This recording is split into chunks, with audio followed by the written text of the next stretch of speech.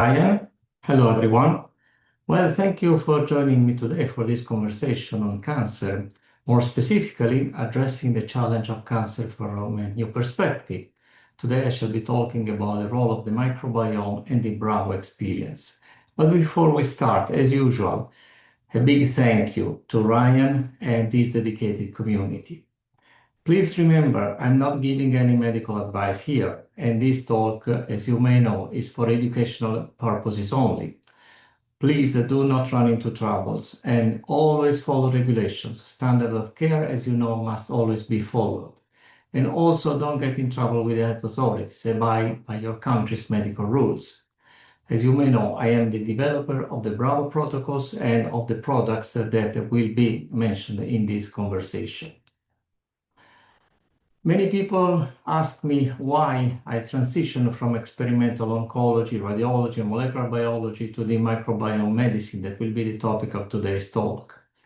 Well, as you may know, I have spent decades in the halls of academia and big pharma as well, from the National Cancer Institute of the NIH to being a professor in Florence, Italy for over 20 years. I've published more than 240 scientific papers alongside some of the most brilliant minds in science, including Nobel-sponsored research. But my journey led me to realize that the next great breakthrough in human health is not in a new synthetic drug. It is in the understanding of the complex relationship between our health and our microbes, our microbiome. And this is why I founded a company dedicated to research and development in microbiome medicine. It is called Silver Spring. It is located in Switzerland. I will talk about this company toward the end of this conversation. The goal is to turn this high-level science into practical tools for people like this audience. Why today am I talking about cancer? Because there is a crisis. The statistics are terrible. For these years, we are seeing an explosion of cancer in young, seemingly healthy people. And this suggests that something fundamental in our environment, specifically in our internal ecosystem, has broken down. We're talking about turbo cancers. And this comes from the popular press as well as from the scientific press. Over 2 million new cases annually, 1 in 3 Americans will be diagnosed, and there is an alarming rise in early onset cancers. The majority of the increase is in people under 50. Colorectal and breast cancers are leading the trends. And genetics alone cannot explain the surge. Today we are exploring together a paradigm shift because we have always viewed cancer as a genetic mistake, but today we look at it as an ecological crisis within our bodies. And the hidden driver, our altered microbiome. Why are cases exploding? A number of reasons, including one that is not specifically mentioned in this slide, but I think you may realize what am I referring to. Our exhausted immune system, exhausted by pervasive stimulation. And then there is widespread environmental toxins and chemical pollutants, the micro and nanoplastics, and the PFAS, polyfluoroalkyl substances, the so-called forever chemicals that we have already mentioned in the past, that are infiltrating our bodies.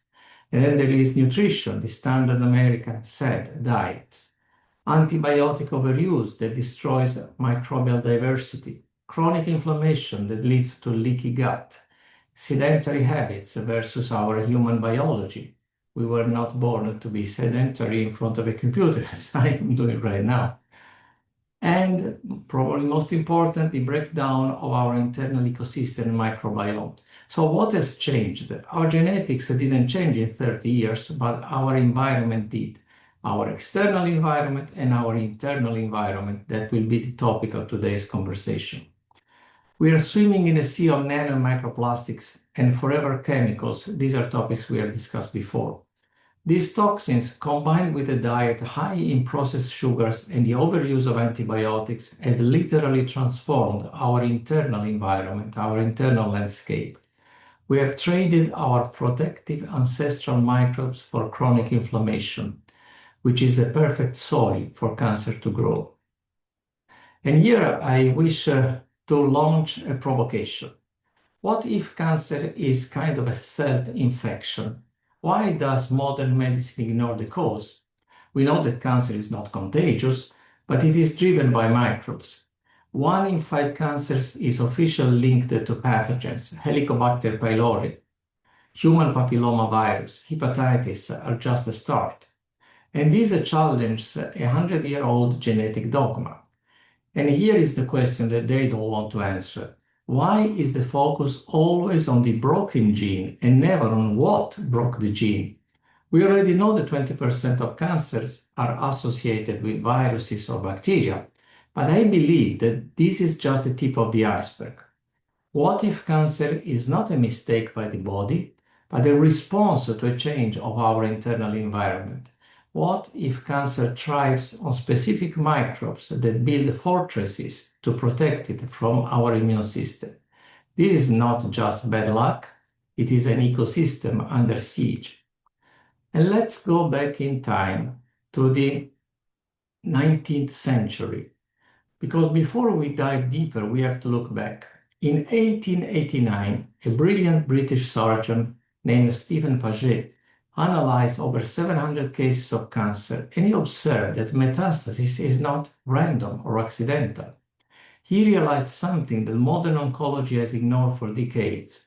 He published in The Lancet, the most famous medical journal in the world, then and also today, stating that the cancer cells, he called them the seeds, are blown everywhere in the body, but they can only take root and grow if the soil, as he called it, that is our internal environment, is ready for them. For 130 years, we have been obsessed with poisoning the seeds while letting the soil become more and more toxic. Today, we are bringing the focus back to where it belongs, the soil, that is our internal environment. This is the original article by Dr. Stephen Paget.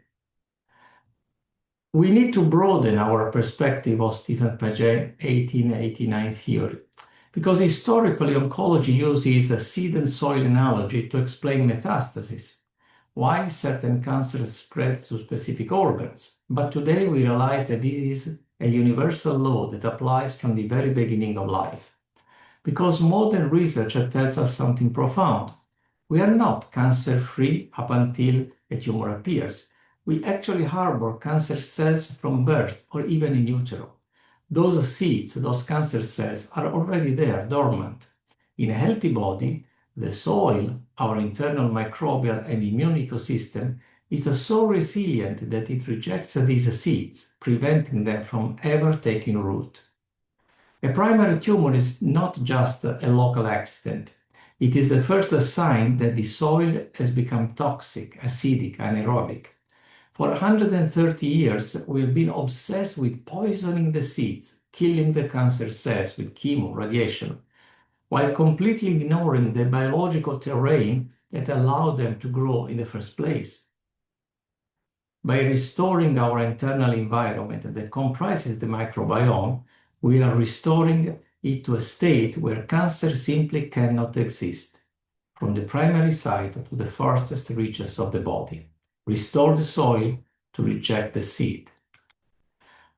And so we now revisit the seed and soil theory. As I've said, the seed is the cancer cell itself. The soil is the internal environment which comprises the microbiome. Oncology, oncotherapy only tries to kill the seed, but toxic soil forces the seed to grow. A healthy ecosystem is able to reject the cancer cells. Therefore, you change the soil, you change the outcome. Focus on the environment, not on the disease. And modern oncology is obsessed with the seed. They use chemo, radiation, and surgery to poison or cut out the seed, but they completely ignore the soil, the biological terrain where that seed landed. If you have a garden and the weed grows, you can pull the weed, but if the soil is contaminated, the weed will come back. In the human body, the microbiome is a fundamental component of the soil. When our microbiome is destroyed by toxins, antibiotics, the soil becomes toxic and inflamed. This is exactly the environment where cancer can survive. If we restore the ancestral healthy soil, the cancer seed simply cannot take root.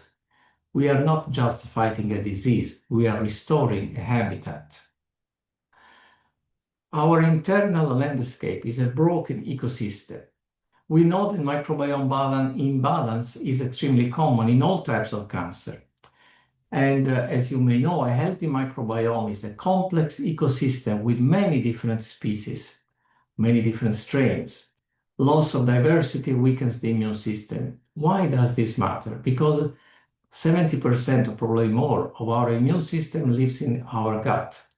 When we lose microbial diversity, our internal army goes blind. It can't see the cancer cells anymore. And in addition, a corrupted microbiome produces cancer-promoting toxins. And this imbalance leads to leaky gut, where toxins and bacteria leak into the bloodstream and colonize the tumor. So this is a new concept. The tumor has its own microbiome that helps it. This was published in the most prestigious scientific journal named Science in 2020.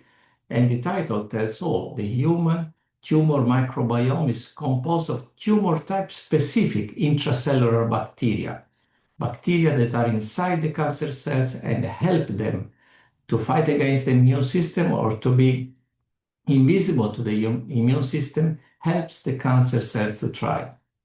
By restoring the gut and fighting leaky gut, we are not just fighting a tumor in one organ. We deprive the cancer of its microbiome and fight a systemic collapse of our body's primary defense. People often ask, does the cancer cause the microbiome alterations, or does an altered microbiome cause the cancer? And the answer is, it is a vicious cycle. We know that the stress of a diagnosis, psychological stress, and the toxicity of therapies, they act like a nuclear bomb on the microbiome. But we also know that when the microbiome is broken, corrupted, it produces toxins that damage the DNA and create a perfect inflamed terrain or soil for cancer to thrive. Through a leaky gut and an altered microbiome, the tumor actually hijacks, if you prefer, specific bacteria to protect itself from our immune system. If we only treat the tumor and ignore the leaky gut and the microbiome alterations, the cycle continues. We have to intervene and break this loop from the outside.